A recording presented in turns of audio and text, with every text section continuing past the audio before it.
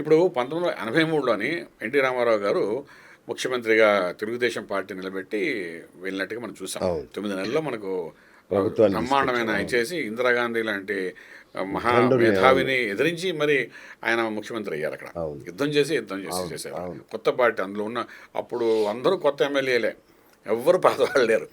అదే 83లో మనం లాజికల్గా ఆలోచిస్తే జూనియర్ ఎన్టీ రామారావు గారు పుట్టారు. ఓకే. అంటే మనవడు రైట్.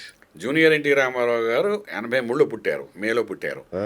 అదే 83లో ఈయన రాజ్యాన్ని స్థాపించాడు. అవును. అంటే ఫిలిం ఇండస్ట్రీ నుండి రాజకీయ రంగంలో ఒక శిఖరానికి చేరుకున్నారు ఆయన. అవును. అంటే ఇది ఎవరు ఈ కోణంలో ఈ చూడరు కోణంలో కానీ, ఇంతవరకు ఈ ఎవరికి కోణంలో తెలీదు. చూడరు అవును. కానీ నేను అన్నది ఏంటంటే డెఫినెట్గా మనవడు పుట్టిన తర్వాత తాతగారు కలిసి వచ్చి అనొచ్చు.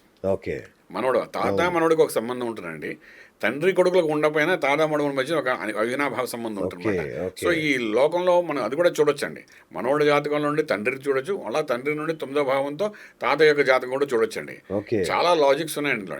ఇదేం చిన్న విషయం కాదు. జ్యోతిష్యం అంటే ఏదో అన్నీ మనం కథలు చెప్తున్నారు అనేది కాదండి. ఇది ఫ్యాక్ట్స్ అన్నమాట. సో అలా మనం చూసినప్పుడు మనం క్లియర్గా చెప్పాలంటే ఇది ఒక సంఘటన జరిగింది.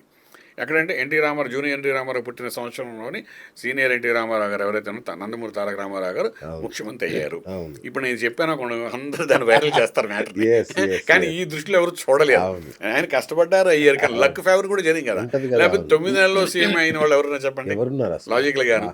సో మనం అది కానీ మనం క్యాచ్ చేయగలిగితే ఆ పాయింట్ని. ఇప్పుడు ఇక్కడ మనవాడు పుట్టాడు ఇంటికి, మనవాడు అవును. సోదరుడు పుట్టాడు. పుట్టినప్పుడు ఏదో ఒక డెఫినెట్గా తాతకి ఒక బెనిఫిట్ రావచ్చు. రైట్. డెఫినెట్ ఆడపిల్ల పుట్టడం వలన రామ్ చరణ్కి ఒక బెనిఫిట్ రావచ్చు. అచ్చా. లక్ ఫేవరింగ్ కూడా జరుగుతుందండి. ఓకే. అంటే నా లెక్క ప్రకారం అంటే ఆ డేటు ఆరుద్ర నక్షత్రం అంటే రాహు యొక్క నక్షత్రంలో పుట్టినట్టు మనం అనుకున్న ప్రకారం. ఓకే, రేపు ఉదయం అంటే ఇది పూర్తి ఇదే కరెక్ట్ అనుకోవడం కూడా లేదండి. అదేలేండి. రేపు అవును. ఉదయం ఒకవేళ కానీ రాత్రి పుట్టలేదు, అర్ధరాత్రి పుట్టారంటే పునర్వసు నక్షత్రం వచ్చేస్తుంది. మళ్ళీ కొంచెం అది ఇంకా బాగుంది. ఓ ఇంకా ఒక రకంగా బాగుంది. చెప్పాలంటే. అచ్చా. కానీ నాకు తెలిసినంత వరకు వీళ్ళేంటంటే ఎవరో ఒకరిని కన్సల్ట్ చేసి ఒక టైం అంతా సెట్ చేసుకుని ఆ టైం ప్రకారమే, అచ్చా. ఎందుకంటే సిజరైన్ కదండి ఇది, అవును. ఆ టైం ప్రకారమే బేబీ డెలివరీ అయి ఉంటుంది. ఓకే. బట్ ఆ టైం బయట తెలియకుండా ఉండడానికి ఒక ఫ్యూ అవర్స్ని గ్యాప్ వదిలేసి బయట అనౌన్స్మెంట్ చేయొచ్చు. ఎందుకంటే ఇలాంటి సెలబ్రిటీస్ అవును, నేను విన్నానండి. సెలబ్రిటీస్ పెద్ద పెద్ద వాళ్ళు వాళ్ళ నక్షత్రం కానీ టైమింగ్ కానీ తెలియకు, ఎందుకంటే క్షుద్ర పూజలు చేస్తారని ఒక డౌట్ ఉందండి. నిజమేనండి? అట్లా ఉంటుందా? క్షుద్ర పూజలకు కాదు కదండి, అది కరెక్ట్ కాదండి. యాక్చువల్లీ ఇవన్నీ చెప్పవలసిన అవసరం లేదు. ఓకే. సెలబ్రిటీస్ న్యాచురల్గా వాళ్ళు దాస్తారండి. ఓకే. అసలు జాతకం అనేది ఎవరికండి? ఒక మహారాజు ఉన్నాడంటే క్షేత్రంలోని ఒక రాజు, కోట ఉందంటే మంత్రి, అలాగే అక్కడ మనకు చూసుకుంటే జ్యోతిష్య పండితుడు ఉండేవాడు, మంత్రి ఉండేవాడు, సేనాపతి ఉండేవారు. రాజ్యం అంత అద్భుతంగా నడపాలి అనే విషయం మీద పాడి పంట ఎలా పండుతుంది రాజుగారికి అక్కడ పంచాంగాన్ని తీసి ఆ జ్యోతిష్యం చెప్పి మీరు రాజుగా ఉండి పలానా సమయంలో రాజు అయితే మీకు పలానా స్త్రీని వివాహం చేసుకుంటే పలానా రకమైన పిల్లలు పుడితే డెఫినెట్గా ఇవన్నీ జరుగుతాయి. ఈ రకంగా జ్యోతిష్యులు ఎప్పుడు రాజులకు చెప్పేవారు. కరెక్ట్. ఇప్పుడు ఇంటికి పంచాంగం. సో ఇలా ఉండడం వలన డెఫినెట్గా ఇంత అంటే జ్యోతిష్యం మీద ఇంత అవగాహన అందరికి వచ్చేసిన తర్వాత తెల్లారితే యూట్యూబ్లో ఇవే కనబడుతున్నాయి. దాంతో ఏంటంటే డెఫినెట్గా మన చిరంజీవి గారి ఫ్యామిలీలో కూడా వాళ్ళు పంచాంగం తీసి ఉండొచ్చు. ఎవరో మహానుభావులు ఎవరో డే టు టైం ఫిక్స్ చేసి ఉంటే దాని రకంగా కవల పిల్లలు, ఎందుకంటే వాళ్ళకి ముందే తెలుస్తుంది కవల పిల్లలు అని. Because they are doctors family కదా అవతల పక్క. సో వాళ్ళదే కదా తెలుస్తుంటే దాన్ని ఎలా చేయాలి ఏంటి ప్లాన్ చేసుకుని చేసి ఉండొచ్చు. టైమింగ్ అని సెట్ చేసుకుని వాళ్ళు ఏ టైం సెట్ చేసుకున్నా ఒకటైతే క్లియర్ అండి, ఆడపిల్ల మగపిల్ల ఇద్దరు పుట్టారు కాబట్టి ఆడపిల్ల రామ్ చరణ్కి లక్ ఫేవరింగ్ చేస్తాను. విత్ ఇన్ 2.5 months మీకు చూడండి ఏదైతే సినిమా మూవీ కానీ రిలీజ్ అయితే అది బ్లాక్ బస్టర్ అనుకోండి. అవునా? అంటే టాప్ తీసిపోతుంది, వాళ్ళ నేమ్ ఫేమ్ అంతా మారుస్తుంది. అంటే ఇప్పుడు ఒకటి చెప్పొచ్చండి, రామ్ చరణ్ జాతకం కూడా మన దగ్గర ఉందాం కూడా, అది వేరే సంగతి. ఇది ఆ జాతకంలో కూడా కొన్ని యోగాలు ఉన్నాయి. ఇప్పుడు చూడండి, ఆయన ప్రతి ఒక్క హీరో కూడా ఎక్కడో చోట ఒక 1 or 2 years బ్రేక్ డౌన్ఫాల్ అవ్వడం, మళ్ళీ రీసెట్ అవ్వడం ఇవన్నీ జరుగుతుంటాయి.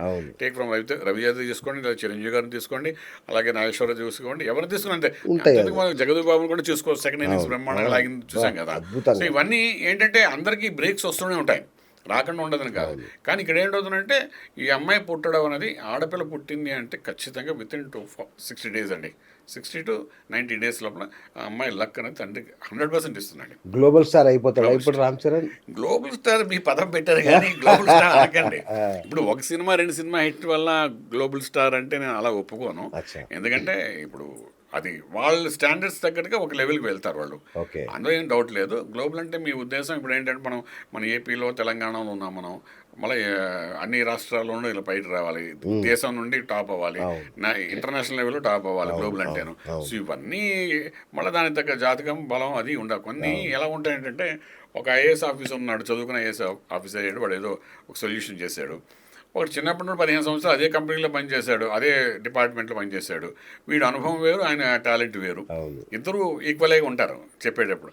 అలాగేంటంటే కొంత చిరంజీవి గారు చాలా కష్టపడి ఈరోజు మెగాస్టార్ అయ్యారన్నా, ఒక పద్మశ్రీ వచ్చినా, లేకపోతే మన ప్రభుత్వం నుండి కొంత బెనిఫిట్స్ తీసుకున్న ఆయనకి గౌరవం పొందిన ఇవన్నీ ఏంటంటే ఇప్పుడు ఎక్కడికి వెళ్ళినా ఆయనకి ఏ గౌరవం తగ్గకుండా అన్ని రకాలుగా ప్రతి ప్రభుత్వం ఆయన్ని వెల్కమ్ చేస్తుంది.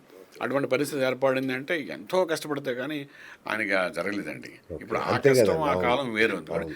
ఇప్పుడు ఏంటంటే అలాగే రామ్ చరణ్కి ఒక లక్ ఫేవరింగ్ మీరు అన్నట్టుగా డబుల్ ధమాకా అవ్వచ్చు. అలాగే తాత మనోడు పుట్టాడు కదా, మనోడు ఎంతో ఫేవర్ చేయాలి. ఇప్పుడు ఫేవర్ అంటే ఆయన అన్ని పోస్టులు ఆయన అనుభవించారు కాబట్టి ఒక గవర్నర్ పోస్ట్ మిగిలింది. అంటే చాలా సార్లు చెప్తున్నాను అనుకోకండి, ఇది కూడా టైం చూసుకోలేదు. మనం టైం చూడకుండా మనం ఒక మాటగా నెక్స్ట్ టైం మిగిలింది అది ఒకటే. అంటే 3 స్టేట్లో ఎలక్షన్స్ అవుతున్నాయి. ఎలక్షన్స్ అయిన తర్వాత గెలిచిన తర్వాత వాళ్ళు గవర్నర్లు మారుస్తారు, బీజేపీ గవర్నమెంట్ అలాగే మారుస్తుంది. అందరినీ మార్చినప్పుడు మంచి వ్యక్తుల్ని వాళ్ళని పెట్టాలని ప్రయత్నం చేస్తుంది. ఏదో చిన్న ప్రయత్నం వెళ్ళి చేసినా ఉన్నవాళ్ళు మంచి వాళ్ళు ఎవరు అని చూస్తే పోస్ట్ ఆయనకి అర్హత ఉన్న వ్యక్తి. ఎందుకంటే ఎటువంటి శత్రుత్వం లేదు, అజానభావుడు అంటే అజాత శత్రువు కూడా మనం అంటాం. ఎవరితో శత్రుత్వం లేదు, ఏమి లేదు ఆయనకి. ఆయన చాలా సమన్వయపరుచుకుంటూ వ్యక్తులను అంతా, అందులో ఆయన తులా లగ్నం, మామూలు లగ్నం కూడా కాదు, ఎన్టీ రామారావు లగ్నం ఈయన లగ్నం ఒకటే, తులా లగ్నం. సో ఇంకోటండి, ఇప్పుడు రామ్ చరణ్ పుట్టిన బాబుకి చిరంజీవి అంశ రావడం కానీ, ఈయన రూపంలో రావడం కానీ అవకాశం ఉందా? అయ్యో, మీరు ఆ పాయింట్ మీరు అర్థం చేసుకోలేదు. ఇంక అక్కడ junior NT Rama Rao, senior NT Rama Rao ఇద్దరిని కలిపి మనం ఎప్పుడు చెప్పాము అప్పుడే దీని అర్థం ఏంటంటే ఆ యొక్క రూపురేఖలు ఇవన్నీ 100% వచ్చేస్తాయండి. మళ్ళా ఆ డాన్సు, ఆట పాట అంటే ఇవన్నీ మన డెప్త్లోకి వెళ్ళలేదు కానీ మనోడికి వచ్చేస్తాయండి అవన్నీ 100% వస్తాయి. అందులో ఓన్లీ మనోడు కదా 100% వస్తాయి. ఇప్పుడు రామ్ చరణ్ కంటే అద్భుతంగా, అంటే ఆ టైంలో రాహు నక్షత్రం కానీ పుట్టి ఉంటే మాత్రం మ్యాజికల్ ప్లానెట్ అంటే రాహు. వీళ్ళు ఉన్నదే మ్యాజికల్ ఇండస్ట్రీలో ఉన్నారు. ఈ ఫిలిం ఇండస్ట్రీ అంటేనే మ్యాజికల్ ఇండస్ట్రీ. శుక్రబలంతోనే ఫిలిం ఇండస్ట్రీ అంటే రైజింగ్ అయ్యేది. సో లక్ కూడా ఫేవర్ అవ్వాలి.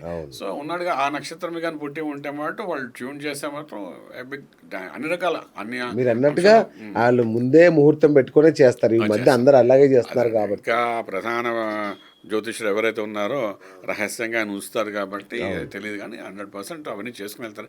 ఏమీ లేదు, మామూలు మీరు చూసుకుంటే పెద్ద పెద్ద వాళ్ళే. మీరు ఎంతెందుకంటే టేక్ మన రాకెట్స్ నడిపేవాళ్ళు వాళ్ళు కూడా ముహూర్తం పెట్టుకునే కదా వెళ్తున్నట్టు. సో అలాంటిది ఇంత మెగా ఫ్యామిలీలోని ఎందుకు చేయరండి? వంశోద్ధారు కూడా వస్తున్నప్పుడు అన్ని చూసుకుని చేస్తారు కదా, అవన్నీ చేస్తారు. అంచేత డెఫినెట్లీ సక్సెస్ఫుల్ గ్రాండ్ సన్ అనొచ్చు. గ్రాండ్ సన్ లక్ అనేది తాతకు ఉంటుంది కొంత. ఆ రూపురేఖలు రావడమే కాక లక్ కూడా ఉంటుంది. ఆ లక్ ఉన్నప్పుడు ఇప్పుడు ట్రై చేయొచ్చు.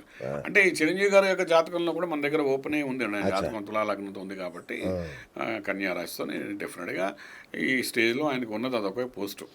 అంటే ఆయన పోస్ట్ కోసం ప్రయత్నం చేయరు కానీ అది ఆటోమేటిక్గా సీనియారిటీ మీద రావచ్చు. మన రోషయ్య గారికి వచ్చినట్టుగా సీనియారిటీ మీద రావచ్చు. అంటే ఆయన వేరు ఇది వేరు అనుకోండి, బట్ వన్ థింగ్ వచ్చే అవకాశం అయితే ఉంది అని చెప్పొచ్చు. ఇది మన ఛానల్ ద్వారా మనం చెప్పాం అనుకోండి, నిజంగా జరిగింది అనుకోండి సంచలనం. అంటే మనం ఏం చూడలేదు, ఏదో వాక్తో చెప్తున్నాం అంతే, అంతకన్నా ఇంకేం లేదండి సంగతి.